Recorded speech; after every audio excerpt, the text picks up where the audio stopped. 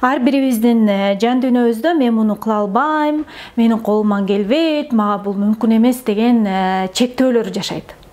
Албетте бул нерсе биздин ички жалган ынанымдарга, бизди чектеген ынанымдарга байланыштуу, бирок бүгүн биз көбүрөөк бул нерседен арылуунун, же болбосо мээбизди жаңыча ой жүгүртүүгө түрткү берген техниканы сунуш кылабыз. Бул аябагандай сонун. Азыр кагаз калем сап алып, ошо видеону токтотуп коюп, кадимкидей тизме жазып аткарсаңыздар, иштесеңиздер деп чакырат элем.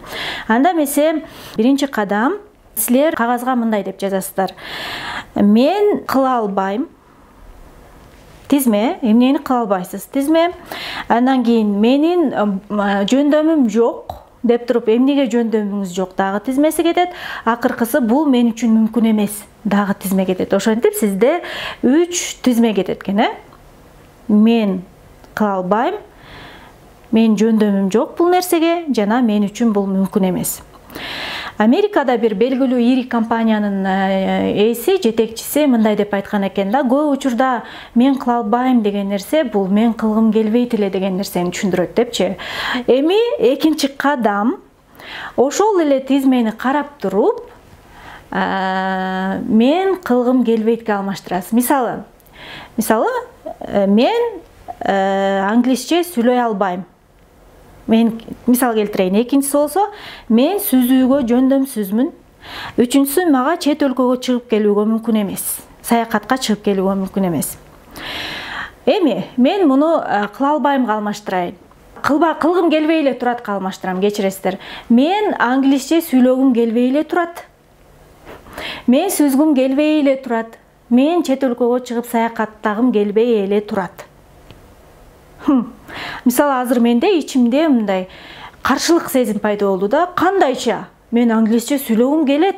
Сүйлөгөндө да кандай сүйлөгүм келет?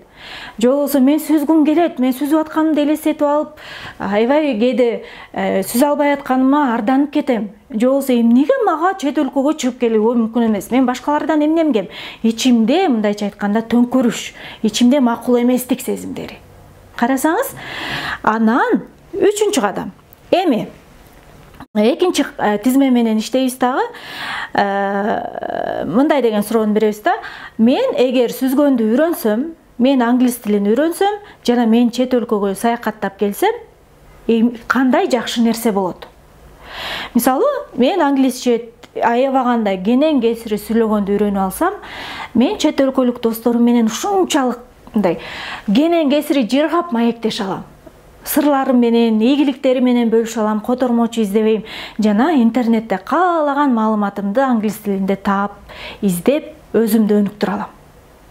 Же болбосо мен чет өлкөгө саякаттап келсем, көптөн берки кыялым акыры ишке ашат дагы.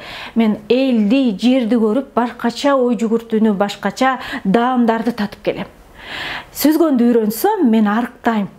Менин ар бир булчуңум иштеп, менин ден соолугума бул аябагандай чоң пайда. Демек, бул нерсени сиз кагаз бетине жазыңыз сөзсүз түрдө. Кагаз бетине жазып атканда сиздин мээңизде нейрондук байланыштар жаңыча пайда болот, мээңизде мотивация көтөрүлөт. Кыскасы, бул жакта аябагандай чоң иштер жүрөт дагы. Анан сөзсүз түрдө биринчи жазган тизмеңизди майда кылып айрыйсыз, өрттөп саласызбы, ыргытып саласызбы. Кыскасы, биринчи тизмеден арыласыз. Ошентип, бул техника менен биз мээбизди жаңыча ой жүгүртүүгө, бизди чектеген, биз чек коюп салган, лимит деп коет го, биз чек коюп салган нерселерди жок, мен кылгым эле келип турат, тек гана мага убакыт керек, жана мен муну кыла алам деген ой жүгүртүүгө өбөлгө түзө турган эң сонун техника.